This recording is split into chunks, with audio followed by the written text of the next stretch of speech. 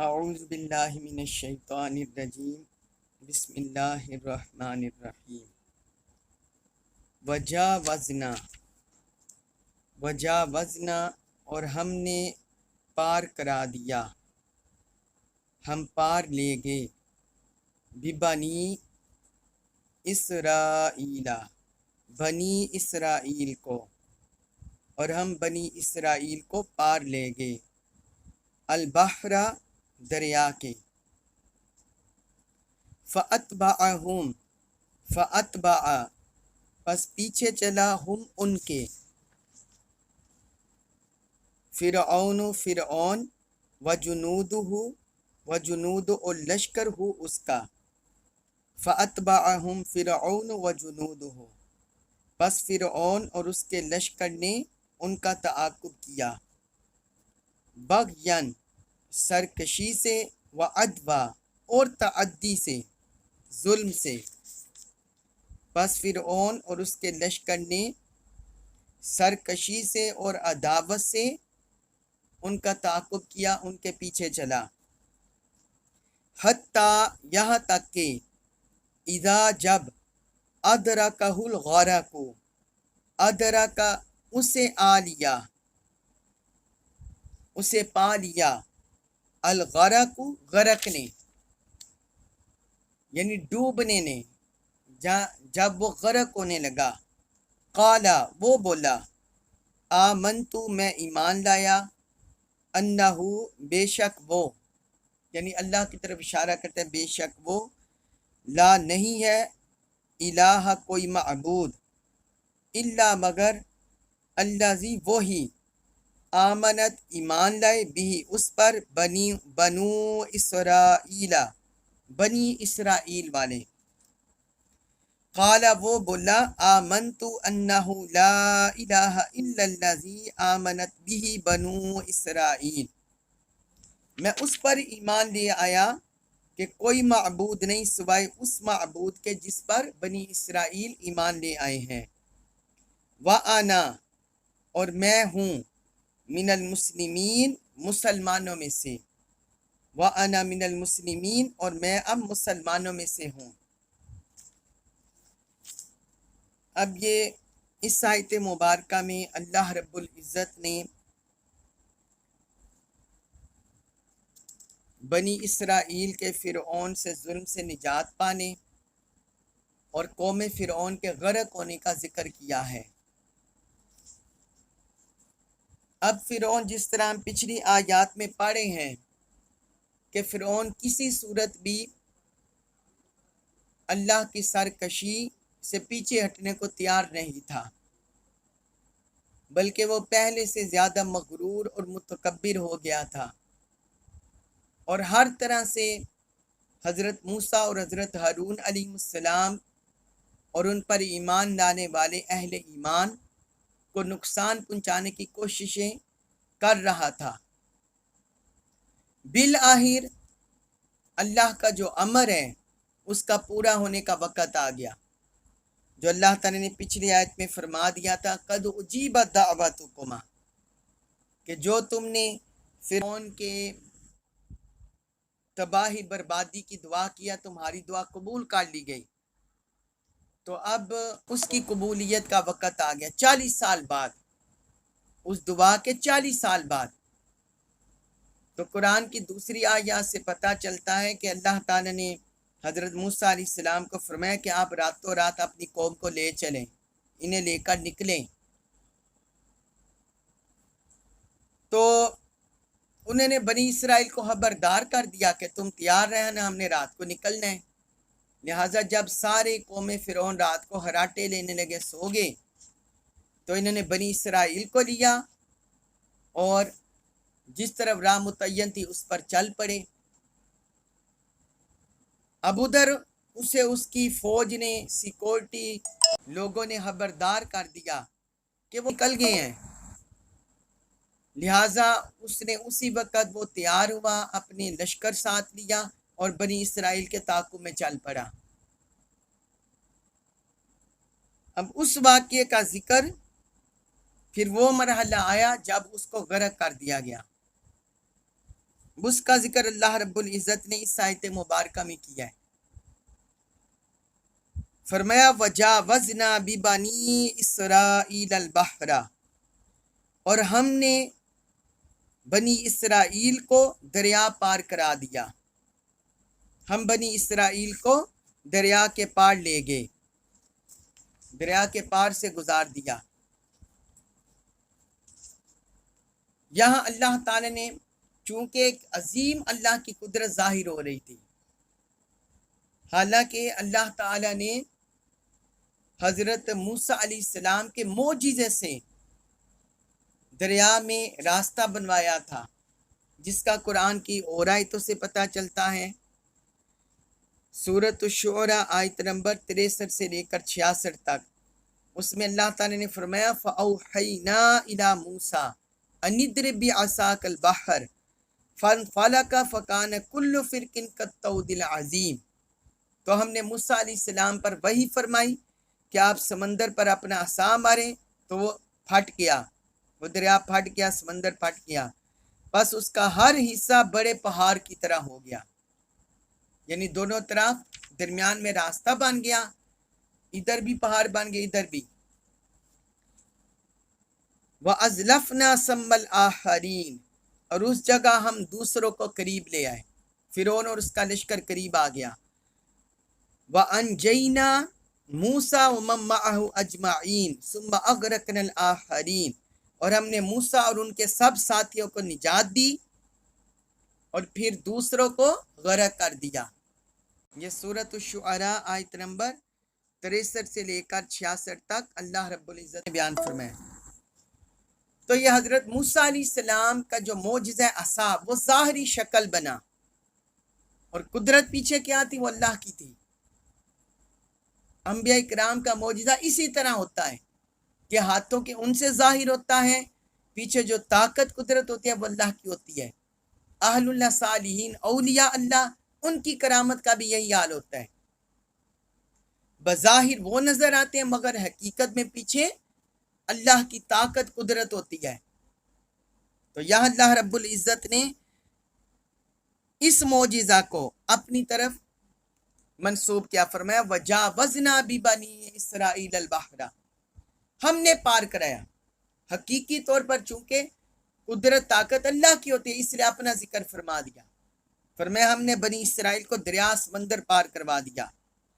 فَأَتْبَعَهُمْ فِرْعَوْنُ وَجُنُودُهُ، فرعون اور اس کا لشکر ان کے پیچھے چل پڑا، ان کا تعاقب کرنے لگا تاکہ دوبارہ انہیں پکڑے اور انہیں غلامی میں ڈال دے. بغیاً وعدوا، آگے اللہ تعالی نے اس کی حسرت بد ذکر کر دی، فرمایا بغاوت کرتے ہوئے، سرکشی کرتے ہوئے اور تعدی کرتے ہوئے، ظلم کرتے ہوئے.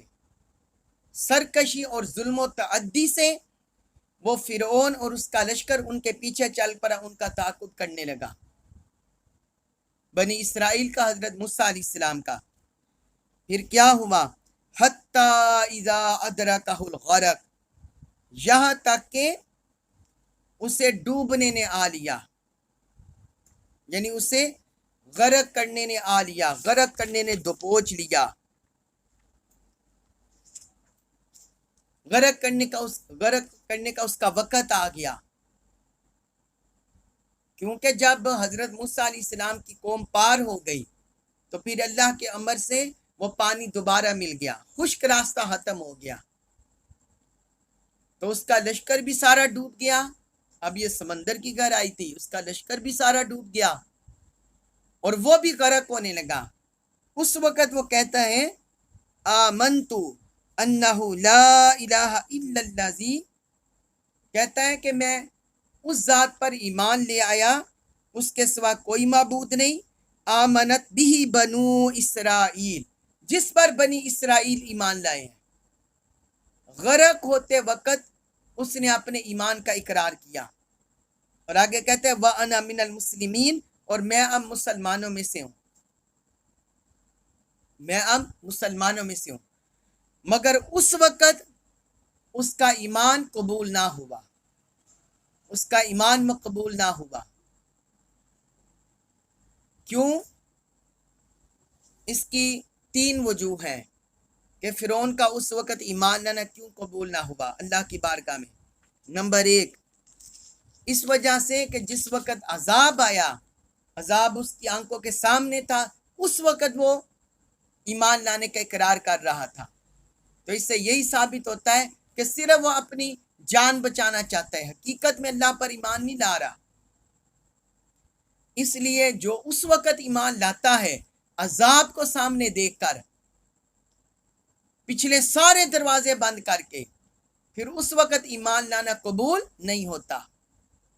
یہ قرآن کا فیصلہ ہے۔ سورۃ المؤمن میں اللہ رب العزت نے فرمایا آیت نمبر 84 اور 85 میں، فَلَمَّا رَأَوْا بَأْسَنَا قَالُوا آمَنَّا بِاللَّهِ وَحْدَهُ وَكَفَرْنَا بِمَا كُنَّا بِهِ مُشْرِكِينَ، کہ جب ان مشرکوں نے ہمارا عذاب دیکھ لیا، کسی قوم کا ذکر ہو رہا ہے، تو کہنے لگے ہم اللہ وحدہ لا شریک پر ایمان لے آئے، اور ہم نے جن کا ہم شریک ٹھہراتے تھے ہم نے ان کا انکار کر دیا۔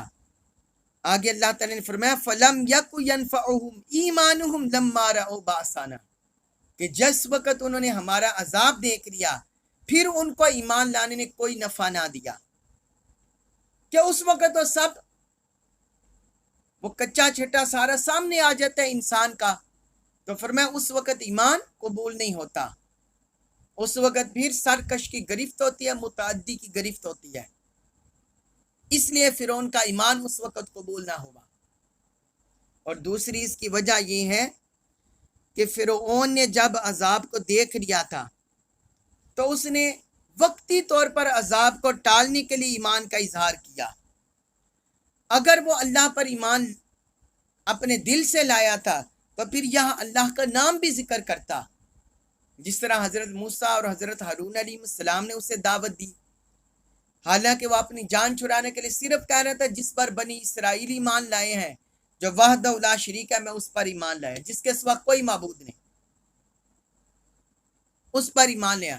اللہ کا اسم جلالت اس کی زبان پر نہ آیا، تو اس سے یہی پتہ چلتا ہے اس کے دل میں کھوٹ تھا۔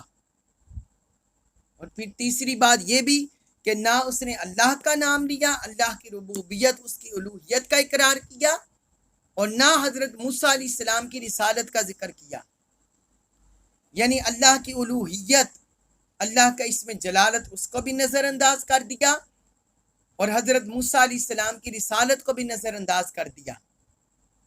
آپ یہ دیکھیے نا کہ کوئی بندہ اہل کتاب میں سے، یہود و نصارہ میں سے کوئی بندہ کہتا رہے لا الہ الا اللہ، لا الہ الا اللہ، اگر کوئی بھی ان میں سے کہتا رہے، کیا وہ مسلمان ہو جائے گا؟